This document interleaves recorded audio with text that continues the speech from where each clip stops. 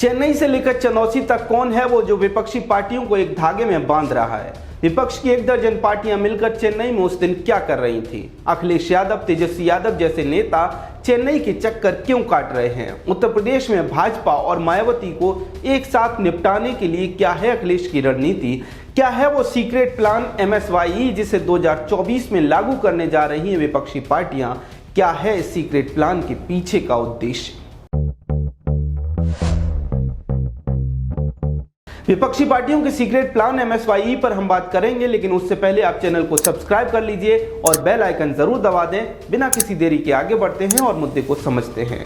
तारीख 3 अप्रैल दिन सोमवार उत्तर प्रदेश के रायबरेली में अखिलेश यादव स्वामी प्रसाद मौर्य के साथ मंच पर बैठे थे।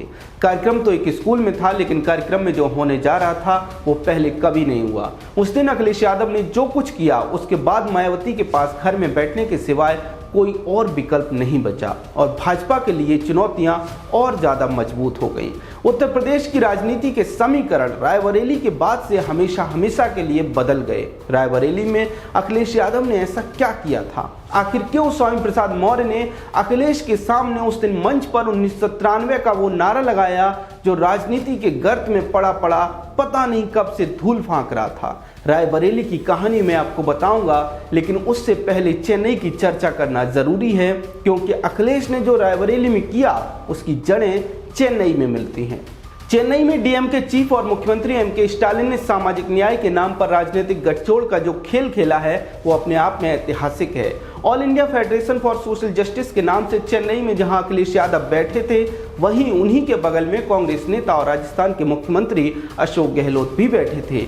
झारखंड के मुख्यमंत्री और झामुमो नेता हेमंत सोरेन भी बैठे थे, तेजस्वी यादव भी बैठे थे, सीताराम येचुरी भी बैठे थे और इन सभी की एक तरह से क्लास ले रहे थे तमिलनाडु के मुख्यमंत्री MK स्टालिन, क्योंकि वो स्वयं को सामाजिक न्याय का सबसे बड़ा ध्वजवाहक बताते हैं, पेरियार का सबसे बड़ा फॉलोअर बताते हैं। पेरियार कौन थे, क्या थी उनकी राजनीति, विस्तार में किसी और वीडियो में।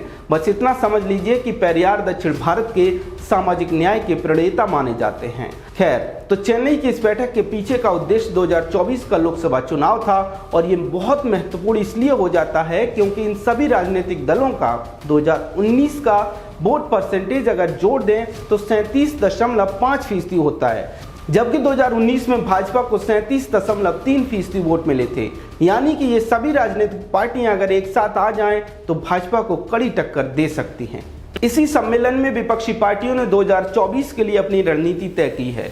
रणनीति है मोदी को हटाने की, भाजपा को सत्ता से उखाड़ फेंकने की, और इस रणनीति का सीक्रेट फॉर्मूला है सामाजिक न्याय के नाम पर, सामाजिक न्याय की विचारधारा के नाम पर एकजुट होना और एकजुट होकर मोदी को सत्ता से हटाना। इसलिए इस सीक्रेट मिशन का नाम मैंने दिया है MSYE, यानी मोदी शाह योगी का दिएट। अब चेन्नई से हम रायबरेली आते हैं। मंच पर अखिलेश यादव बैठे हैं, स्वामी प्रसाद मौर्य स्पीच दे रहे हैं। जानते हैं ये मंच क्यों सजाया गया था?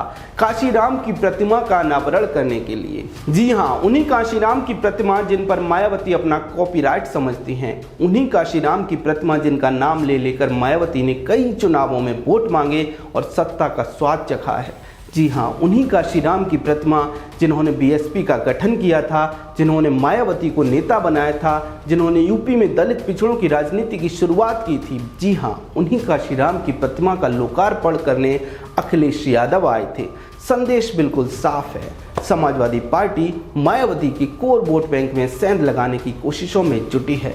अखिलेश यादव ने पिछले 2-3 चुनावों में बुरी हार के बाद इतना तो समझ ही लिया कि अकेले मुस्लिम यादव से कुछ नहीं होगा, पिछड़ों को, दलितों को साथ लाना पड़ेगा, और उन्होंने ऐसे वक्त में मायावती के वोटर्स में सेंध लगानी शुरू की है, जब मायावती सक्रिय राजनीति से बहुत दूर दिखती हैं। इस पर हम बात करेंगे, लेकिन उससे पहले आप ये जरूर समझ लीजिए कि दलितों, पिछड़ों के वोट बैंक में सेंध लगाना अखिलेश यादव की मजबूरी हो गई है, क्योंकि उत्तर प्रदेश में मोदी के साथ सिर्फ बनिया, ब्राह्मण, OBC पिछड़े नहीं बल्कि यादव भी आ जाते हैं। इसलिए अखिलेश यादव इस रणनीति की ओर बढ़े हैं। इसी मंच पर स्वामी प्रसाद मौर्य ने 1993 का वो नारा भी दोहराया जब मुलायम सिंह यादव और काशीराम ने गठबंधन किया था। तो उत्तर प्रदेश में एक नारा लगता था, मिले मुलायम काशीराम हवा में उड़ गए ... इसके बाद वो नाम भगवान राम का लेते हैं। मिले मुलायम काशीराम, मिले मुलायम काशीराम। अब यहाँ एक बात बहुत गौर करने वाली है। चेन्नई की स्ट्रेटेजिक मीटिंग में दर्जन भर विपक्षी पार्टियां थीं, लेकिन मायावती नहीं थी। ऐसे में अखिलेश यादव चेन्नई फॉर्मूले पर ही आगे बढ़ते दिख रहे हैं। और अगर इन विपक्षी दलों ने एकजुट होने के लिए सामाजिक न्याय को कारण बना लिया, एक दूसरे का वोट नहीं काटा, तो निश्चित तौर पर मोदी को अगले चुनावों में ज़्यादा मेहनत करनी पड़ेगी। विपक्षी पार्टियां जो गठबंधन बनाने की कोशिश कर रही हैं, उस पर आपका क्या कहना है कमेंट सेक्शन में हमें ज़रूर बताएं। और हाँ, चैनल को सब्सक्राइब जरूर कर लें। आप सभी का शुक्रिया। जय हिंद।